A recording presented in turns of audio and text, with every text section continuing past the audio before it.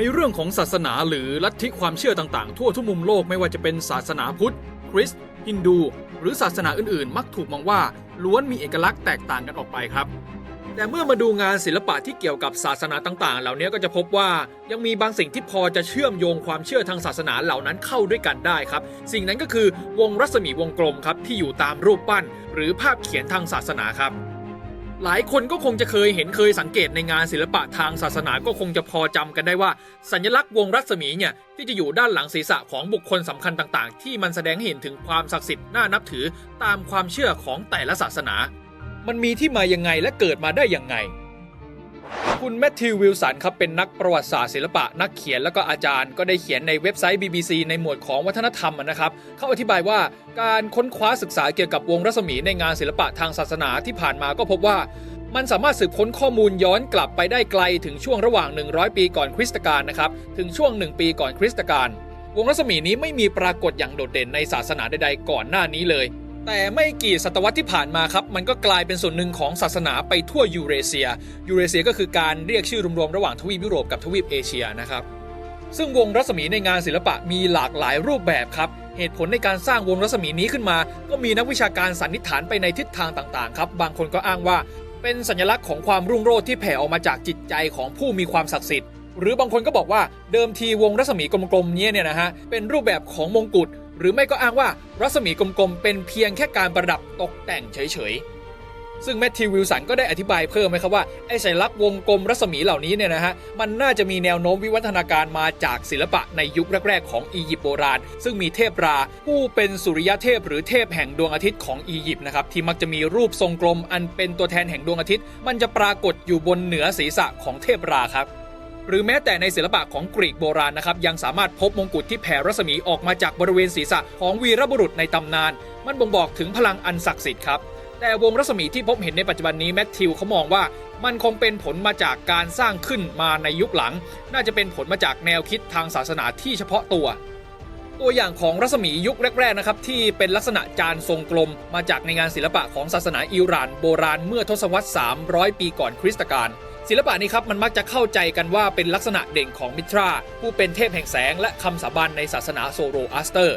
พอมาถึงช่วงคริสตศตวรรษที่100นะครับก็เริ่มพบสัญลักษณ์วงรัศมีในที่อื่นๆในดินแดนที่ไกลออกไปครับไม่ว่าจะเป็นเมืองเอลเจมในตุนิเซียเมืองซามอซัตตาในตุรกี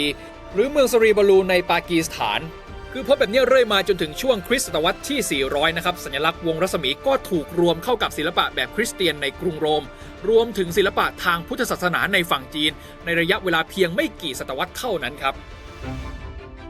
สัญลักษณ์วงรัศมีก็กลายมาเป็นสัญลักษณ์แห่งความศักดิ์สิทธิ์ในหลายศาสนาแถบยูเรเซียไปหรือแถบยุโรปกับเอเชียนี่แหละ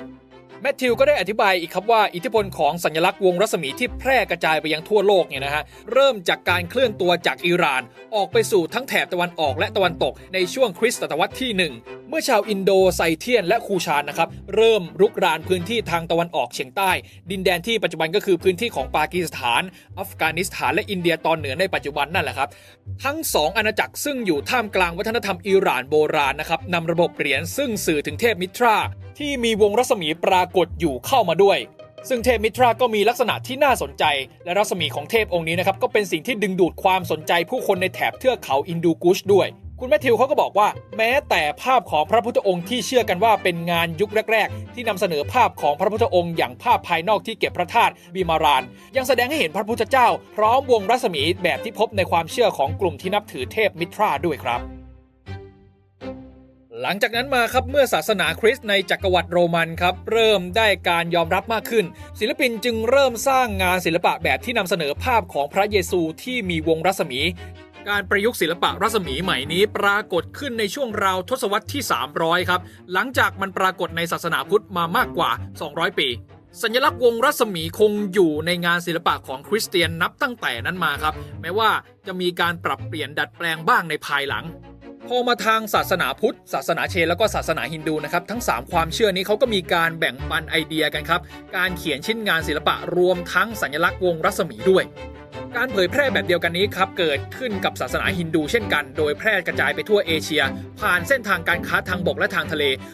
รวมถึงได้นำแนวคิดความเชื่อทางศาสนาและรูปแบบศิลปะมาสู่แถบเอเชียตะวันออกเฉียงใต้ของเราด้วย เส้นทางการค้าเหล่านี้เชื่อมโยงทั้งฝั่งตะวันตกและฝั่งตะวันออกครับในช่วงปลายสมัยโบราณยุคกลางหรือที่เราจะรู้จักกันก็คือเส้นทางสายไหมครับตามสินค้าต่างๆที่ขนส่งไปตามเส้นทางเหล่านั้นนี่แหละแต่นอกเหนือจากสินค้าแปลกใหม่แล้วเส้นทางเหล่านี้ยังขนส่งสินค้าอย่างหนึ่งที่เรียกว่าศาสนาความรู้และก็ความเชื่ออีกด้วยดังนั้นครับวัดทางศาสนาพุทธจึงปรากฏขึ้นตามจุดเชื่อมต่อหลักของเส้นทางการค้าและวัดเหล่านี้เองนะครับเป็นสถานที่ให้เหล่าพ่อค้าเนี่ยได้พักผ่อนสวดมนต์แล้วก็พักฟื้นร่างกายด้วยกลายเป็นจุดเริ่มต้นที่พระพุทธศาสนาแผ่ขยายวงกว้างไปทั่วจีนครับรวมทั้งการเขียนรูปลักษณ์ทางศาสนาในงานศิลปะเมื่อเวลาผ่านไปสัญลักษณ์วงรัศมีเนี่ยก็ปรากฏในงานศิลปะในแถบเกาหลีแล้วก็ญี่ปุ่นในช่วงคริสตศตวรรษที่500ดังนั้นทั้งหมดทั้งมวลครับถ้าสรุปตามนี้ก็จะได้ประมาณว่ารัศมีวงกลมที่เราเห็นกันอยู่เนี่ยนะครับมันเริ่มต้นในฐานะสัญลักษณ์ของเทพในศาสนาโซโรแอสเตอร์ที่มีชื่อว่ามิทราเป็นเทพแห่งแสงอาทิตย์แล้วแพร่กระจายไปทั่วยูเรเซียโดยจักรวรรดิโบราณและเส้นทางเครือข่ายการค้าที่เชื่อมโยงไปยังมุมต่างๆของโลกครับและในปัจจุบันครับรัศมีวงกลมนี้ก็ยังเป็นเครื่องเตือนใจอันทรงพลังถึงมรดกทางวัฒนธรรมที่มีร่วมกันของเหล่ามนุษยชาติด้วยครับ